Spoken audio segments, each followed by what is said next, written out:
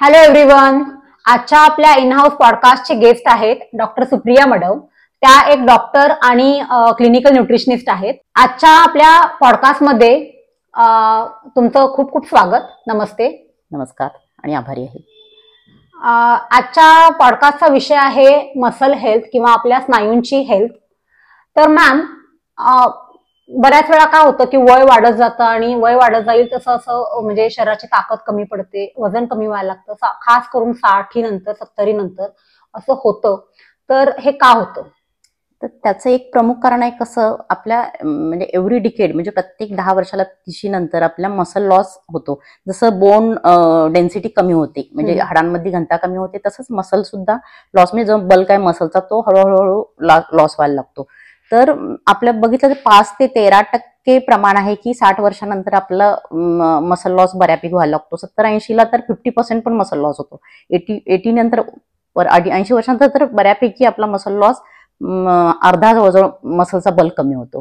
तर हे एक कारण आहे की ह्या मसल लॉसमुळे म्हातारी लोक पटकन पडण्याची शक्यता जास्त वाढते, क्वालिटी ऑफ लाईफ त्यांची कमी होते किंवा जी हालचालीची क्षमता आहे त्याच्यावर मर्यादा येतात, माणसं जास्त हालचाल करू शकत नाहीत. तर हे मसल लॉस हे एक प्रमुख कारण आहे. अच्छा, तर मसल लॉसची कारणं काय आहेत? मसल लॉस, पहिला आपण मसल लॉस म्हणजे काय बघूया. तर मसल लॉस किंवा सार्कोपेनिया म्हणजे काय की ही एक मस्क्युलोस्केलेटल हेल्थ जी आहे त्या मस्क्युलोस्केलेटल हेल्थमध्ये आपलं मसल मास कमी होणं आणि मसलची स्ट्रेंथ कमी होणं म्हणजेच मसल लॉस किंवा सार्कोपेनिया ही टर्म आहे. तर त्याची कारणं काय आहे? तर कधी कधी कसं असतं, एजिंग वय वाढेल तसं जसं मी सांगितलं तसं आपलं मसल लॉस होणार. त्याच्यानंतर एखादा डिसीज आहे किंवा एखादा आजार आहे जसं कॅन्सर, अदर ऑर्गन फेल्युअर म्हणजे आपलं किडनी किंवा लिव्हर हे फेल्युअरमध्ये गेलं, सीओपीडी म्हणजे हा क्रोनिक ऑब्स्ट्रक्टिव्ह पल्मनरी डिसीज, ह्याच्यामध्ये आपला मसल लॉस होतो. हे जसे एक आजार एक कारण आहे तसंच अजून एक कारण आहे की इनॅक्टिव्हिटी. म्हणजे एखादा पेशंट बरेच दिवस अंथरुणाला खेळून आहे तर तो इनॅक्टिव्ह आहे किंवा सिडेंटरी लाईफस्टाईल. त्या सिडेंटरी लाईफस्टाईल म्हणजे बसून बैठ्या जीवनशैलीचं सगळं जीवनशैली आहे, तर त्याच्यामध्ये पण मसल लॉस होतो. चौथं एक कारण आहे की माल न्यूट्रिशन म्हणजे त्याच्यामध्ये एक अंडर न्यूट्रिशन होणं हे एक कारण जसं आहे, त्याचप्रमाणे माल ऍब्सॉर्प्शन म्हणजे खातोय माणूस पण त्याचं ऍब्सॉर्प्शन होत नाही किंवा IBS वगैरे ही जी कारणं आहेत की आतड्याची शोषण्याची क्षमता त्याची कमी होते, त्यामुळे सुद्धा आपलं माल ऍब्सॉर्प्शन होतं. तर हे एक प्रमुख 4 कारणं तरी आहे त्यामध्ये. अच्छा, म्हणजे हे जे काही तुम्ही सार्कोपेनिया हा टर्म आता बोललात, तर सार्कोपेनिया हे असं म्हणजे मल्टीफॅक्टोरल. हो, मल्टीफॅक्टोरल आहे. म्हणजे ह्याच्या न्यूट्रिशन पण त्यामध्ये महत्वाचं आहे, ऍक्टिव्हिटी पण महत्वाची आहे आणि हेल्दी असणं हे पण महत्वाचं आहे. ह्या तिन्ही मल्टीफॅक्टोरियल आहे मसल लॉस. ह्याला कारणं अनेक आहेत.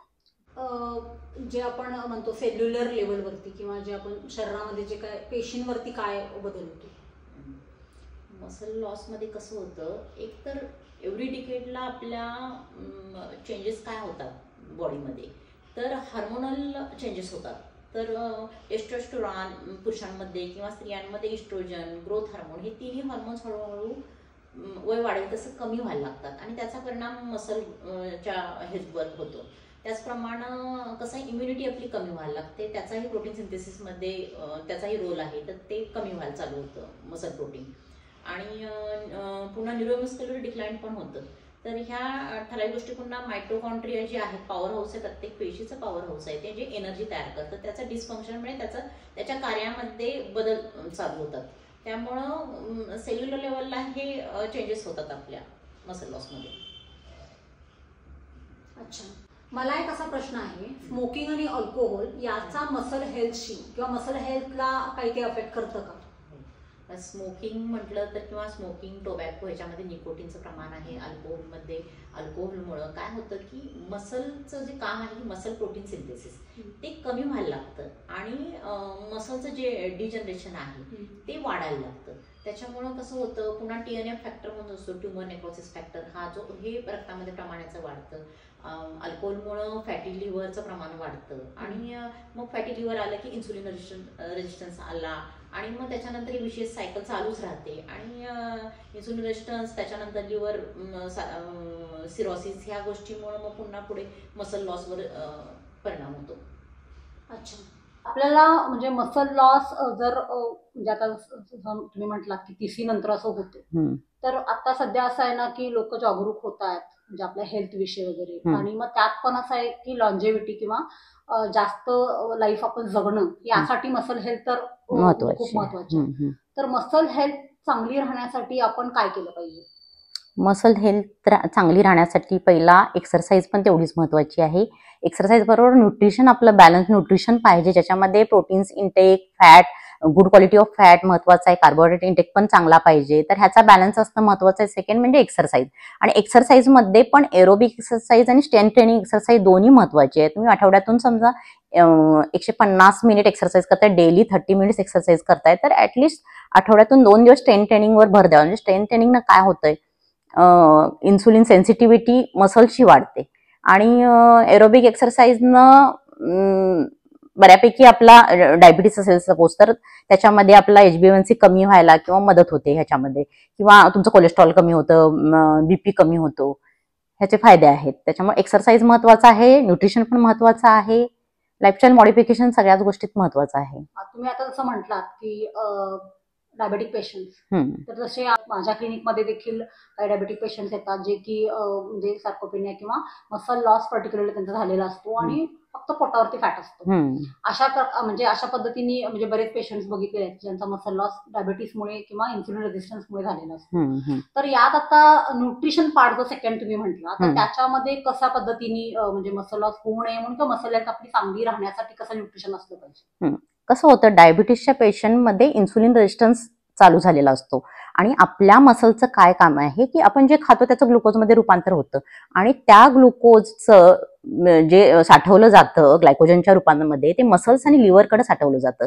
तर आपली मसल मास चांगलं जर असेल तर जे आपण खातो जे ग्लुकोज आहे तो मसल यूज करणार आणि ग्लुकोज क्लिअरन्स होणार ब्लडमधला, आणि सपोज मसल नाही आहे तर ग्लुकोज वाढत जाणार, हायपरग्लायसेमिया होणार, म्हणजे शुगर ब्लडमध्ये राहणार.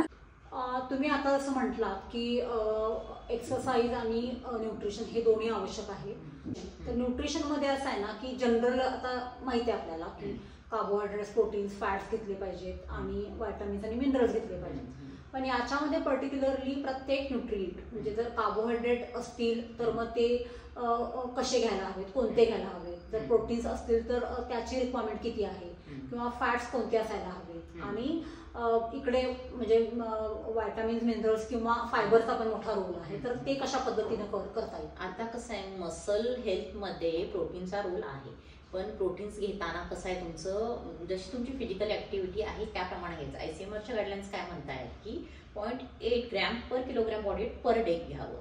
मग तुमची जर ऍक्टिव्हिटी असेल, ॲथलीट असेल, जिमला जाणारी असतील, मॅरेथॉन करणारे असतील, तर त्यांची ऍक्टिव्हिटी जास्त असते तर त्यांनी 1 to 1.2 gram per kilogram body weight घेण्यास काय हरकत नाही. आणि ह्याच्यामध्ये प्रोटीन बरोबर तुमचं फायबरचं प्रमाण पण पाहिजे. 30 gram at least minimum 30 gram fibre तुमचं रोज पाहिजे.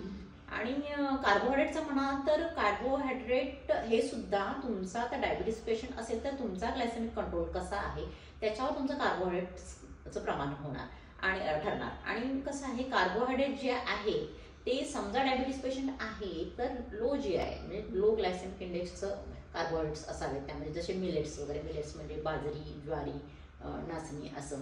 आणि ते सगळं तुमच्या ग्लायसेमिक कंट्रोलवर डिपेंड राहतं कार्बोहायड्रेट्स. आणि फॅट्समध्ये म्हटला तर सॅच्युरेटेड फॅट थोडे कमी असावेत, पॉलिअनसॅच्युरेटेड फॅट असावेत, omega-3 फॅटी ॲसिड असावं, कारण जे शरीरामध्ये जसं जसं वय वाढते, इम्युनिटी कमी होती, तसं आपलं लो ग्रेड इन्फ्लामेशन चालू होतं, आणि ह्या इन्फ्लामेशनसाठी omega-3 फॅटी ॲसिडचा रोल चांगला आहे. omega-3 तुम्ही आता म्हटलात, तर omega-3 फॅटी ॲसिड म्हणजे मिळण्यासाठी आपण खाण्यातून काय म्हणजे घेऊ शकतो? चांगला प्रश्न आहे हा, कारण omega-3 फॅटी ॲसिड आपल्याला शाकाहारी लोकांसाठी म्हणाल तर तुम्हाला अक्रोड किंवा फ्लॅक्सीड, त्याला जवस किंवा अळशी म्हणतात, त्याची चटणी वगैरे तुम्ही करू शकता. त्याच्यानंतर चिया सीड्स म्हणून आहेत तर ते घेऊ शकता तुम्ही.